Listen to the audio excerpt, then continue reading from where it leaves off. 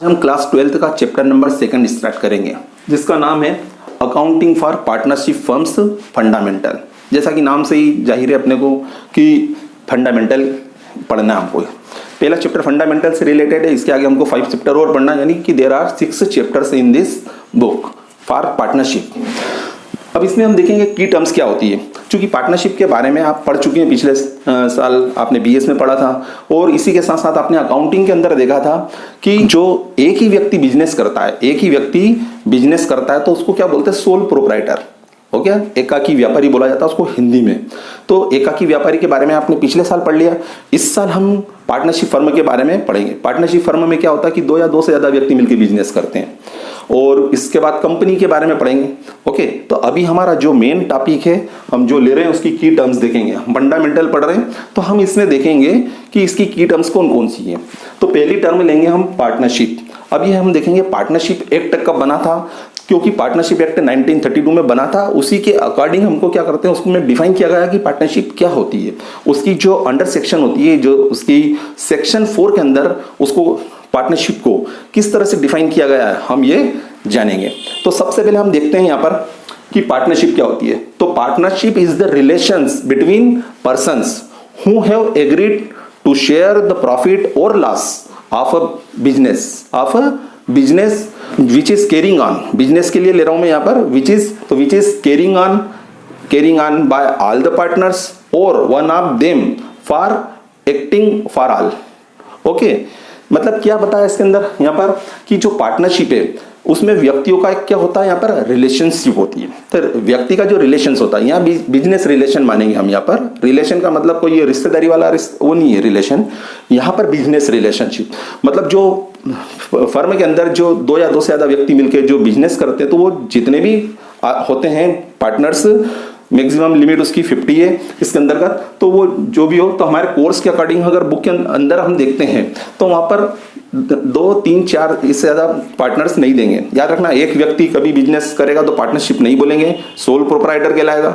2, 3, 4 बस, इससे ज्यादा तो हमको कहीं देंगे नहीं, तो हम इसी पे कंसीडर करेंगे। तो यहां पर देखेंगे कि ये जो बिजनेस रिलेशनशिप है पर्संस के बीच में है ना, तो वो क्या करते हैं इसके अंदर, who have agreed to share, यानी कि वो बिजनेस करेंगे तो बिजनेस में प्रॉफिट होता है या लॉस होता है, तो प्रॉफिट या लॉस को शेयर करने के लिए वो सहमत होते हैं। अब उसमें हम ये देखेंगे, फिर हमने लिखा है इसके अंतर्गत कि carried on by all partners और वन ऑफ देम, यानी कि यहां पर आएगा या तो सारे के सारे पार्टनर। जैसे सपोज करो हम पार्टनर ले लेते हैं, यहाँ पर सब ए, बी और सी लिया, 3 व्यक्ति मिलके बिजनेस कर रहे हैं, तो ये मोर देन 1 हो गए, है ना, एक से ज्यादा हो गए। तो यहाँ पर ये 3 व्यक्ति मिलके जो बिजनेस कर रहे हैं, इसको हम क्या बोलेंगे, पार्टनरशिप। ओके, अब जो भी इसके अंदर प्रॉफिट होगा वो तीनों यहाँ पर बांटेंगे इसके अंतर्गत। अब इसमें बिजनेस में जरूरी नहीं है कि तीनों के तीनों बिजनेस चलाए, चलो तीनों बिजनेस चला रहे तो वो तो एक्टिंग फॉर ऑल आ जाएगा इसके अंतर्गत, है ना, यानी कि सारे पार्टनर के द्वारा बिजनेस में पार्टिसिपेट किया जा रहा है फर्म में। और दूसरा, अगर सपोज करो कि किसी पार्टनर ने केवल कैपिटल इन्वेस्ट की है, पैसा लगाया, धन लगाया बिजनेस के अंतर्गत, लेकिन वो पार्टिसिपेट नहीं कर रहा है, यानी कि अब उस कंडीशन में कितने पार्टनर चला रहा है, 2, ए और बी। सी पार्टिसिपेट नहीं कर रहा है इसके अंतर्गत, केवल उसने कैपिटल इन्वेस्ट किए, है ना, उसमें बिजनेस के अंतर्गत। फिर इसमें हम देखेंगे आगे कि जब यहाँ पे या तो सारे के सारे पार्टनर मिलके बिजनेस चला सकते हैं, या उसमें से वन ऑफ देम कोई एक भी पार्टनर बिजनेस चला सकता है। ओके, यहाँ तक ही हो गया हमारा। तो ये जो डिफाइन किया गया पार्टनरशिप को, ये पार्टनरशिप एक्ट जो कि 1932 में बना था, उसकी सेक्शन 4 के अनुसार इस तरह से पार्टनरशिप को डिफाइन किया गया है, जैसा हमने अभी देखा। अब हम देखेंगे पार्टनर्स कौन होता है। तो partners are those persons who have agreed to share the profit और लॉस ऑफ अ बिजनेस, यानी बिजनेस का जो प्रॉफिट या लॉस होता है, कभी प्रॉफिट होता है, कभी लॉस होता है, लगातार प्रॉफिट हो रहा है ना, तो ऐसी कंडीशन में बिजनेस का जो भी प्रॉफिट्स होते हैं या लॉसेस होते हैं, उसको बांटने के लिए जो व्यक्ति सहमत हुए हैं, वो सारे व्यक्ति क्या कहलाते हैं, पार्टनर्स कहलाते हैं। इंडिविजुअली इनको क्या बोलते हैं, पार्टनर। ध्यान रखना, इंडिविजुअली, जैसे कि इंडिविजुअली अगर देखेंगे तो ए पार्टनर है, बी पार्टनर है, सी पार्टनर है, लेकिन आगे हम देखेंगे कि जब कलेक्टिवली हो जाएंगे तो इसको हम क्या कहेंगे। तो अभी अपन नेक्स्ट पॉइंट में वही सीखते हैं। तो अगला पॉइंट हम लेते हैं फर्म। अब फर्म में क्या लेंगे कि partners who are carrying on the business, है ना, are collectively known as firm, अगर उसको हम कलेक्टिवली देखें कि तीनों मिलके बिजनेस चला रहे हैं, अगर कलेक्टिवली यानी तीनों को हमने कलेक्ट कर दिया, ABC, इंडिविजुअली नहीं बोल रहा हूँ, इंडिविजुअली बोलेंगे तो उसको पार्टनर बोलते हैं, लेकिन कलेक्टिवली जब बिजनेस चलाते हैं तो ऐसी कंडीशन में उसको हम फर्म कहते हैं, यानी वो फर्म क्या कहलाती है, पार्टनरशिप फर्म कहलाती है। तो ये हमारा तीसरा पॉइंट हो गया, फर्म।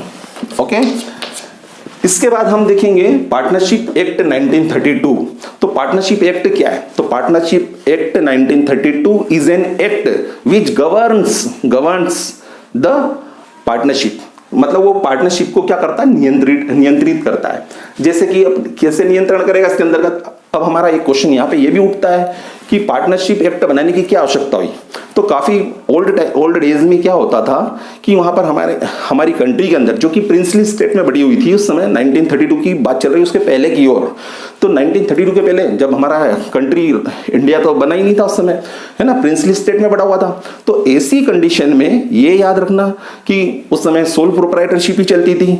जैसे जैसे व्यक्तियों की आवश्यकता बढ़ती गई, बिजनेस बढ़ता चला गया, आवश्यकता को पूर्ति करने के लिए लोगों ने क्या करा, यहाँ पर मिल के धंधा करना चालू करा। 2 व्यक्ति मिल जाते थे या 3 व्यक्ति मिल जाते थे और साथ में बिजनेस करते थे, तो उनमें डिस्प्यूट हो जाता था। मामला जब कोर्ट में जाता था तो अब वो उसका किस तरह से निपटारा करे। तो ऐसी कंडीशन में उस समय एक एक्ट बनाने की, तो हर एक राज्य का, यानी कि उस समय भारत राज्य था, यूं समझ लो, छोटे छोटे राज्यों में बड़ा हुआ था प्रिंसली स्टेट में। तो हर एक राज्य का एक दायित्व होता है, किसके प्रति, उसके यहाँ के नागरिकों के प्रति, बिजनेसमैन के प्रति, कि वो उनके डिस्प्यूट को नियंत्रित करे, है ना, यानी कि डिस्प्यूट होने से उनको रोके। तो ऐसी कंडीशन में उस समय एक आवश्यकता हुई, तो हमारे यहाँ पे उस समय एक एक्ट बनाया गया हमारे जो इंडियन स्टेट के अंदर। तो ये 1932 में बना था, जब आजादी मिली थी नहीं थी हमको, है ना। तो ये एक एक्ट होता है जो कि ये गवर्न करता है पार्टनरशिप फर्म को। और इन केस पार्टनरशिप डीड, अब सपोज करना, अब यहाँ पर पार्टनरशिप डीड नहीं बनी हो, तो देखो एक्ट बन गया, डिस्प्यूट हुआ, पार्टनरशिप डीड बनी है तो कोई बात नहीं, उसके अंदर जो लिखा रहता है उसके अनुसार वो कर दिया जाता है निपटारा पार्टनरों के डिस्प्यूट्स का। और अगर पार्टनरशिप डीड अगर नहीं बनी है, यानी partnership deed is silent, then the provision of the partnership act 1932 will be applicable in that case. तो उस समय क्या होंगे, पार्टनरशिप डीड के अंदर कुछ नहीं लिखा हो, पार्टनरशिप डीड में अगर कुछ नहीं लिखा मतलब साइलेंट है, किसी भी मामले पर पार्टनरशिप का जो मामला है, विवाद की जड़ है, वो पॉइंट पर पार्टनरशिप डीड के अंदर कुछ नहीं लिखा है, तो ऐसी कंडीशन में क्या होगा, उस समय होगा कि पार्टनरशिप के एक्ट के जो प्रोविजन है उसके अनुसार उन पार्टनर्स का जो डिस्प्यूट है उसका निपटारा किया जाएगा। ओके, तो ये आपको समझ में आ गया होगा, पार्टनरशिप एक्ट 1932 में बना था। अब इसके बाद हम देखेंगे पार्टनरशिप डीड क्या होती है। तो पार्टनरशिप डीड याद रखना एक रिटर्न एग्रीमेंट होता है। Partnership deed is a return agreement between the partner और among the partners. Between the partner, जब 2 पार्टनर होते हैं तो हम क्या बोलेंगे वहां बोलते हैं हम बिटवीन द पार्टनर, और मोर देन 2 हो जाए तो अमंग द पार्टनर, यानी पार्टनरों के बीच में जो रिटर्न एग्रीमेंट होता है उसी को हम क्या कहते हैं, पार्टनरशिप डीड के नाम से जानते हैं।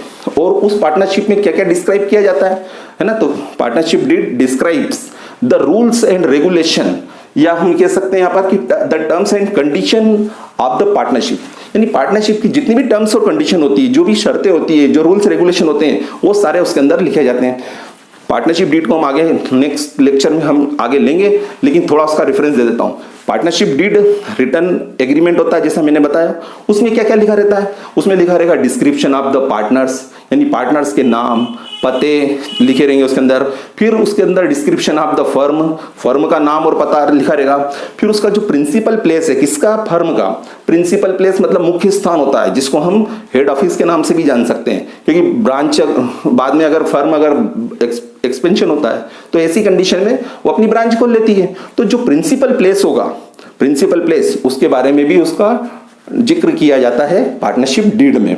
ओके, इसके बाद कई चीजें लिखी रहती है उसमें कि पार्टनर को कितनी सैलरी देंगे अगर एग्रीड है इसके अंदर, क्योंकि कोई सपोज करो कोई पार्टनर पार्टिसिपेट कर रहा है बिजनेस के अंदर, तो ऐसी कंडीशन में उसको सैलरी दी जाएगी, और जो पार्टिसिपेट नहीं कर रहा है उसको सैलरी नहीं देंगे। तो पार्टनरशिप डीड में लिखा होगा तो देंगे, इसका बहुत इंपैक्ट पड़ेगा हम जब न्यूमेरिकल क्वेश्चन करेंगे।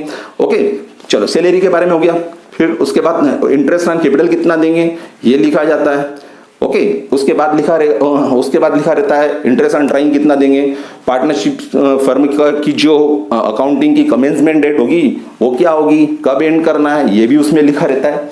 फिर उसके बाद पार्टनरशिप की अगर डेथ हो जाती है तो उस समय किस तरह से हम अकाउंट्स को मेंटेन करेंगे ये लिखा रहता है उसके अंदर। पार्टनरशिप फर्म में डिसोल्यूशन हो जाती है पार्टनरों में डिस्प्यूट होने के कारण, तो ऐसी कंडीशन में उसका निपटारा किस तरह किया जाएगा ये सब चीज पार्टनरशिप डीड में लिखी रहती है। इसके अलावा कई चीजें होती है जिसको हम डिटेल में जब पार्टनरशिप डीड का कंसेप्ट पढ़ेंगे तब बताऊंगा मैं। तो ये पार्टनरशिप डीड का अभी तो आपको बस यही याद रखना है कि एक रिटन डॉक्यूमेंट होता है और इसके अंदर पार्टनर्स की जितनी भी टर्म्स और कंडीशन होती है पार्टनरशिप फर्म की वो सब इसमें लिखी हुई होती है, उसका डिफाइन होता है। नेक्स्ट हम पॉइंट ले रहे हैं इसके अंतर्गत कैपिटल। अब कैपिटल के बारे में हम देखते हैं कैपिटल क्या होती है इसके अंतर्गत। तो कैपिटल के बारे में तो आप जान चुके हो, जैसे कि कोई व्यक्ति बिजनेस में पैसा इन्वेस्ट करता है तो उसको हम क्या कहते हैं, कैपिटल कहते हैं। ओके, तो यहां पर देखेंगे हम सबसे पहले यहां समझेंगे कैपिटल क्या होती है। कैपिटल और कैपिटल के टाइप्स क्या होते हैं, तो कैपिटल के हम दो टाइप्स लेंगे यहाँ पर। सबसे पहले देखेंगे तो capital is the amount which is invested bye the partners in the partnership firm. Her firm के अंदर जितने भी पार्टनर होते हैं जो कुछ न कुछ पैसा लगाएंगे इसके अंदर, है ना, पैसा इन्वेस्ट करेंगे। जैसे कोई सपोज करो हम पार्टनरशिप फर्म खोलना चाहते हैं, अब उसमें हमने पहले एस्टिमेशन ले लिया कि इसमें जिस प्रकार का बिजनेस हम ओपन करना चाहते हैं उसमें 5 लाख रुपए लगेंगे। 5 लाख रुपए में हमारी पार्टनरशिप फर्म ओपन हो जाएगी। अब उसमें पार्टनर लिए हमने सपोज करो ABC। ओके, अब इसमें A लगा रहा है सपोज करना 2 लाख रुपए, 2 लाख रुपए। इसी तरह से B ने उसमें लगाए पैसे बिजनेस के अंदर, फर्म के अंदर, मतलब 2 लाख, 1 लाख रुपए लगाया C ने। इसका मतलब क्या हुआ, अगर कोई अकेला व्यक्ति जिसकी फाइनेंशियल कंडीशन अच्छी हो और अगर वो पैसा इन्वेस्ट कर देता तो फर्म बनती ही नहीं, वो तो सोलो प्रोप्राइटरशिप हो जाती। लेकिन वो उस व्यक्ति की फाइनेंशियल कंडीशन अच्छी नहीं है, कुछ रुपया लगा सकता हो, तो उन्होंने अगर 2 लगा देते, सपोज करो ये 2 लाख लगा देता, ये 3 लाख लगाता तो सी की आवश्यकता नहीं होती। पर दोनों की कैपेसिटी मैक्सिमम कितना इन्वेस्ट करने की है, 2-2 लाख की। तो इन्होंने एक पार्टनर और बना लिया जो कि ऐसे व्यक्ति को लगाएंगे कि जो 1 लाख रुपए दे दे। तो इस तरह से 3 पार्टनर हो गए, सबने लगाया पैसा इसके अंतर्गत। तो ये हमारी क्या होती है, ये फर्म के लिए ये क्या होगी, कैपिटल होगी। 2 लाख और 1 लाख मतलब 5 लाख रुपए ये इकट्ठा हो गए हमारे पास क्या हुए, इकट्ठा हुए 5 लाख रुपए। चलो ये तो कैपिटल के लिए। अब कैपिटल क्या होती है, याद रखना, Capitals of the partnership firm में बी फिक्स्ड और फ्लक्चुएटिंग। यानी फर्म की जो कैपिटल होती है वो फिक्स्ड भी होती है और फ्लक्चुएटिंग भी होती है। अब फिक्स कैपिटल किसको कहते हैं, अब ये देखेंगे। देखो फिक्स कैपिटल क्या होती है, फिक्स कैपिटल मींस होता है capitals of the partner remain, क्या होती है, रिमेन फिक्स्ड, यानी there will be no change in the capital. Okay, यहां पर मतलब कैपिटल में किसी प्रकार का कोई परिवर्तन नहीं होगा। ओके, तो इसी को हम क्या बोलते हैं, फिक्स्ड कैपिटल। फिक्स मतलब पैसा हमने जब पार्टनरशिप फर्म का कमेंसमेंट किया उस समय जितना पैसा लगाया तो वो कैपिटल उसकी अगर बिजनेस में आगे फ्यूचर में और पैसा इन्वेस्ट नहीं करा तो वो कैपिटल जो रहेगी वो अगले साल, उसके अगले साल, उसके अगले साल, यानी कि जब तक बिजनेस चलेगा तब तक रहेगी, जब तक कि नया पैसा इंट्रोड्यूस नहीं कर दिया जाता या विड्रॉल नहीं कर लिया जाता पार्टनर के द्वारा। याद रखना, पार्टनर ने अगर एडिशनल कैपिटल लगाई तो उससे फिर वो उसकी कैपिटल फिर बढ़ जाएगी। मतलब कैपिटल को छोड़ के कोई दूसरे जो अकाउंट्स जो कैपिटल को अफेक्ट करते हैं उसका कोई इंपैक्ट यहां पर नहीं पड़ेगा। जैसे सैलरी हुआ, इंटरेस्ट ऑन कैपिटल हुआ, इंटरेस्ट ऑन ड्राइंग का, ये हम अभी देखते हैं इसके अंदर फ्लक्चुएटिंग कैपिटल के केस में। तो फिक्स कैपिटल क्या होती है, रिमेन फिक्स्ड ऑलवेज। ओके, अब अगला कंसेप्ट हम देखेंगे इसके अंतर्गत फ्लक्चुएटिंग कैपिटल। फ्लक्चुएटिंग कैपिटल पहले हमने यहां पे लिख दिया फिक्स कैपिटल, इसको देख लिया हमने फिक्स्ड कैपिटल। दूसरी लेंगे हम फ्लक्चुएटिंग कैपिटल। और फ्लक्चुएटिंग कैपिटल जैसे ही नाम से, फ्लक्चुएटिंग का मतलब होता है अप्स डाउन, यानी कि यहां पर होता है। अब फ्लक्चुएटिंग कैपिटल को अगर देखेंगे तो इसका मतलब क्या होता है कि capital of the partners do not remain fixed, it is always changing. ये हमेशा क्या होती है, बदलती रहती है, हमेशा बदलती रहती है हर एक एंट्री पर। जैसे हमने इंटरेस्ट ऑन कैपिटल दिया, फिर चेंज हो जाएगी, कैपिटल बढ़ जाएगी। इंटरेस्ट ऑन ड्राइंग हुआ तो कैपिटल कम हो जाएगी। पार्टनर को सैलरी पेबल है, देना है, तो इस कंडीशन फिर कैपिटल बढ़ जाएगी, है ना। तो इस तरह से मतलब क्या होती है, हर एक एंट्री के साथ फर्म की जो कैपिटल होती है पार्टनर की, हर एक पार्टनर की कैपिटल कम ज्यादा होती रहती है, तो उसको बोलते हैं हम फ्लक्चुएटिंग कैपिटल। ये कंसेप्ट भी आपको समझ में आ गया होगा इसके अंतर्गत। ओके, अब इसमें याद रखना, जब फिक्स्ड कैपिटल होती है, फर्म की कैपिटल फिक्स होगी, तो यहां पर ध्यान रखना कि 2 accounts will be prepare in the case of fixed capital. यानी जब फर्म की कैपिटल फिक्स होती है तो 2 अकाउंट बनाना पड़ेंगे हमको। ओके, 2 अकाउंट कौन कौन से होते हैं, जिसको मैं मेंशन कर देता हूं। नंबर 1 अकाउंट बनेगा, इसमें सबसे पहले बनाएंगे partners capital account, partners capital account. और सेकंड नंबर का जो अकाउंट बनाएंगे उसका नाम होगा partners current account, partners current account. Okay, fix के केस में 2 अकाउंट्स बनेंगे। कारण क्या है इसका, क्योंकि फिक्स कैपिटल में कैपिटल के अलावा कुछ भी नहीं लिखते हम, है ना। कैपिटल में कैपिटल के अलावा कुछ नहीं लिखेंगे, इसका बैलेंस हमेशा क्रेडिट होता है कैपिटल का। जैसा कि आपने पिछले साल एंट्री सीखी होगी, कैपिटल ऑलवेज क्या होती है, क्रेडिट होती है। तो यहां पर देखेंगे, और करंट अकाउंट में यानी कैपिटल को जो कम ज्यादा करने वाले जितने भी अकाउंट्स होते हैं, वो सारे के सारे अकाउंट्स हम कहां लिखेंगे, करंट अकाउंट में। तो इसलिए ध्यान रखना, कैपिटल फिक्स होगी तो यहां पर करंट अकाउंट बनेगा, और फ्लक्चुएटिंग होती है तो केवल only 1 account is maintained in the case of fluctuating capital of the firm. Firm की अगर फ्लक्चुएटिंग कैपिटल है तो केवल एक अकाउंट बनेगा, जिसका नाम होगा partners capital account, partners capital account. याद रखना, हर एक पार्टनर के लिए अलग अलग कैपिटल अकाउंट बनाया जाता है, और हम चाहें तो उसको जॉइंटली भी बना सकते हैं। पर्टिकुलर का कॉलम लेके जितने भी पार्टनर होंगे उसके लिए अमाउंट का कॉलम ले लेंगे हम, डेबिट और क्रेडिट दोनों साइड में। तो इस तरह से हमने देखा कि कैपिटल क्या होती है। एक बार और इसको मेंशन कर देता हूं कि capital is the amount which is contributed by the partners in the firm. चलो, और फिर इसके 2 टाइप्स होते हैं कि there are 2 types of capital. Number 1 fixed capital and other, second means तो यहाँ फ्लक्चुएटिंग कैपिटल हो जाएगा। और इसमें बता दिया फिक्स कैपिटल हमेशा फिक्स रहेगी, there will be no change. Fluctuating capital is always क्या होती है, वो चेंज होती रहती है।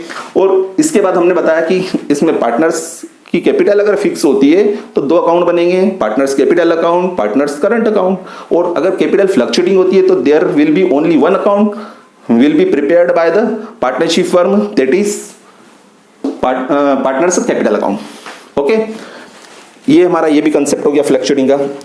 अब इसके बाद हम देखेंगे ड्राइंग्स क्या होता है। ड्राइंग्स मींस क्या होता है, ड्राइंग्स मींस होता है विड्रॉवल ऑफ कैश और काइंड। कैश और काइंड, कैश का मतलब या तो फर्म से अगर कोई पार्टनर्स क्या निकाल लेता, कैश निकाल लेता है, यानी पर्सनल यूज के लिए, तो वो यहां पर क्या करेगा, यहां पर ध्यान देना इसके अंतर्गत कि विड्रॉल करता कैश और kind for personal use, for personal use by the partner और इन द फर्म। यानी फर्म के अंदर पार्टनर के द्वारा जब भी कोई कैश निकाली जाती है, जरूरी नहीं है कि कैश निकालेगा, कैश निकाल सकता हो, बैंक से भी पैसा निकाल सकता है नगद के अलावा, या फिर उसके अलावा बिजनेस जिस प्रकार का प्रोडक्ट सेल कर रही है वो प्रोडक्ट निकाल ले, हो सकता है वो गुड्स निकाल रहा हो, है ना। तो किसी तरह से भी एसेट्स भी ले सकता है, यूज कर सकता है पर्सनल यूज के लिए। तो ये सब ड्राइंग होते हैं। तो ड्राइंग के अंदर केवल कैश निकालना ही ड्राइंग नहीं होता है, क्या होता है यहाँ पर बता दिया इसमें मैंने। तो याद रखना, इसमें कैश भी निकाल सकता है और गुड्स भी निकाल सकता है। तो पर्सनल यूज याद रखना, सवाल में अगर लिखा हो पर्सनल यूज के लिए निकाला तो ही ड्राइंग बनेंगे। ओके, चलो ये भी हो गया हमारा ड्राइंग। फिर उसके बाद आता है लास्ट हम कंसेप्ट लेंगे प्रॉफिट शेयरिंग रेशियो। अब प्रॉफिट शेयरिंग रेशियो क्या होता है, तो profit sharing ratio is the ratio, profit sharing ratio is the ratio in which partners have agreed to share profit or loss of the business। Okay, business का जो profit या loss होता है उसको जिस रेशियो में बांटेंगे उसको प्रॉफिट शेयरिंग रेशियो बोलते हैं। अब यहां पर ये देखेंगे हम इसके अंतर्गत कि पार्टनरशिप, जैसे मैंने अभी बताया था कि पार्टनरशिप डीड के अंदर वो मेंशन कर दिया जाता है कि पार्टनर्स जब फर्म का प्रॉफिट होगा तो किस रेशियो में बांटेंगे, जैसे हो सकता है कैपिटल रेशो ले लें अपन यहाँ पे, जैसे भी यार मैंने 2 लाख और ये लिया था, हो सकता है यहाँ पर जैसे कैपिटल रेशो ले लें या और कोई रेशो मतलब वो उसमें मेंशन कर दे इसके अंदर। जैसे भी अलग कैपिटल रेशो लेते हैं तो 2 लाख और 1 लाख का अगर रेशो निकालेंगे हम तो ये कैपिटल रेशो हो जाएगा, जिस मतलब कंट्रीब्यूट किया है जितनी कैपिटल का उन्होंने, तो ये 2:2:1 यानी 2 और 4 और 1 5 यानी 2/5 2/5 और 1/5 ये उनका रेशो बन जाएगा। ए का ये हो जाएगा, बी का ये हो जाएगा, सी का ये हो जाएगा, या वो जैसा भी डिसाइड करे, जरूरी नहीं है कि कैपिटल रेशो ले, इसके अलावा वो प्रॉफिट शेयरिंग रेशो भी ले सकते हैं इसके अंतर्गत। ओके, तो उसमें वो इक्वल भी बांट सकते हैं, भले ही उसने कम पैसा लिया हो, पर एग्रीड है। हो सकता है कि ये इसने पैसा इन्होंने लगा दिया, अब ये पार्टिसिपेट नहीं कर रहा, और सी क्या कर रहा है, कैपिटल के अलावा उन्होंने बोला तुमने भैया कम पैसा लगाया है तो तू पार्टिसिपेट कर, तू अकेला बिजनेस चला, हम ध्यान नहीं देंगे, हमारा दूसरा बिजनेस है हम वहां पर ध्यान देंगे, या और कोई किसी कारणवश वो फर्म में नहीं आ सकते, बस उन्होंने अपना कैपिटल में कंट्रीब्यूशन किया है। तो याद रखना कि ये ऐसा रेशो होता है जो प्रॉफिट जो होता है फर्म का या लॉस होता है वो इन रेशो में बांटा जाता है, और ये रेशो कभी कैपिटल रेशो देंगे हमको क्वेश्चन में, और कभी कैपिटल रेशो के अलावा कोई अदर रेशोज देंगे जो भी इनमें डिसाइड हो जाता है पार्टनर्स के बीच में। तो हमने यहां पर आज ये 10 टर्म्स देखी इसके अंतर्गत, उम्मीद है आपको ये समझ में आई होगी। अगर समझ में नहीं आई हो कोई टर्म्स या और कोई टर्म्स आप चाहते हैं तो आप कमेंट बॉक्स में लिख के मुझसे पूछ सकते हैं, मैं उसका रिस्पॉन्स दे दूंगा। ओके, जय हिंद।